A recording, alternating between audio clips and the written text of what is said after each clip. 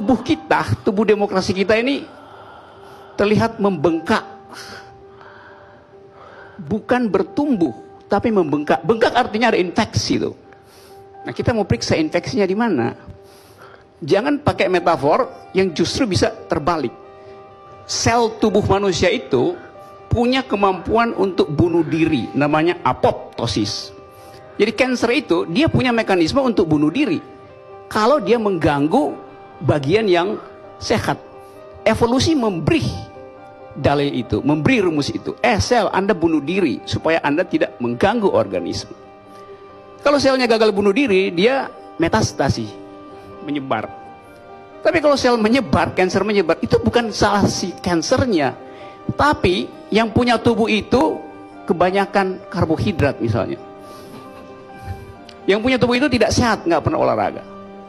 Jadi di Metro TV saya mendengar kalimat Presiden ketika menerangkan asbabun nuzul dari Perpu ini. Verbatimnya saya kutipkan. Perpu dimaksudkan terhadap mereka yang menyalahgunakan kebebasan yang telah diberikan. Saya headline itu ya, kebebasan yang telah diberikan. Saya mau terangkan bahwa ucapan Presiden itu akan berakibat panjang pada sistem konstitusi kita. Dia menyebut kebebasan yang telah diberikan oleh siapa? Ya oleh pemerintah, karena yang mengucapkan adalah pemerintah. Loh, kebebasan itu tidak pernah diberikan. Itu adalah berdasarkan pada natural rights. Bahkan konstitusi tidak memberikan kebebasan. Tugas pemerintah adalah melindungi kebebasan, bukan mengambil ulang. Karena hak itu tidak diberikan oleh konstitusi. Hak kita datang dari natural rights. Yang ada di konstitusi itulah hak yang bisa dipermainkan secara politis. Jadi sebetulnya seluruh isi dari Perpu itu filosofinya adalah mengambil kembali kebebasan yang diberikan oleh pemerintah. Di situ salah kaprah luar biasa tuh. Kita langsung melihat tadi Pak Mulya Lubis misalnya, Pak Menteri ragu-ragu untuk memberi argumen. Jadi keraguan-raguan itu memperlihatkan bahwa ada kekacauan berpikir atau ada persekongkolan yang belum selesai itu. Itu dasarnya kenapa orang ragu-ragu tuh. Kalau saya balik tadi pada ucapan Presiden Jokowi, dia bilang bahwa Perpu ini dimaksudkan ditujukan kepada mereka yang menyalahgunakan kebebasan yang telah diberikan. Itu kalau di luar negeri, ucapan itu bisa mengakibatkan seorang presiden di-impeach karena dia nggak paham tentang basis filosofi dari konstitusi yang disebut liberty itu. Tetapi saya nggak bisa bilang Pak Presiden bodoh di dalam soal filosofi. Enggak, karena di depan mic Presiden waktu mengucapkan kalimat itu ada 3 lembar kertas seperti kebiasaan beliau, 3 lembar kertas. Berarti dia di brief atau dibisiki oleh lingkungannya. Nah, yang bodoh lingkungannya ini, karena tidak memberi feeding yang sempurna pada presiden itu, sehingga presiden salah memahami arti kebebasan di dalam sistem konstitusi kita tuh.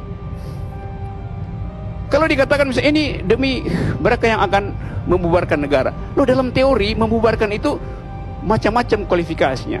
Anda mau alter the government, melampaui pemerintah karena pemerintah salah, itu juga adalah tindakan membubarkan.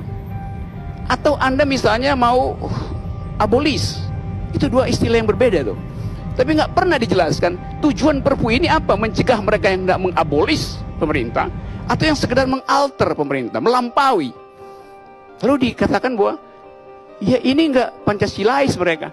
Loh, kalau tindakan mereka justru berbeda hanya karena Pancasila sekedar menghasilkan Perpu, utang dan pansus, jelas Pancasila mesti dikritik. Ini agar supaya Indonesia tetap berbasis pada satu pikiran Pancasilais, sehingga ideologi lain nggak bisa. Aceh itu udah lain sama sekali, sistem pemerintahnya udah lain, ideologi di situ udah lain, syariat Islam ada di situ.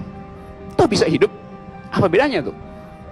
Pepatah mengatakan selalu ada kambing hitam di dalam kumpulan kambing. Nggak ada soal.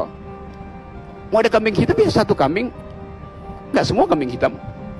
Tapi menyebut kambing hitam artinya seluruhnya berarti hitam. satu kesalahan pars pro toto di dalam logika tuh. Itu yang bahayanya. Sering kali pemerintah bikin kesalahan logis semacam itu. Dan kita nggak bisa diamkan cara berpikir semacam itu.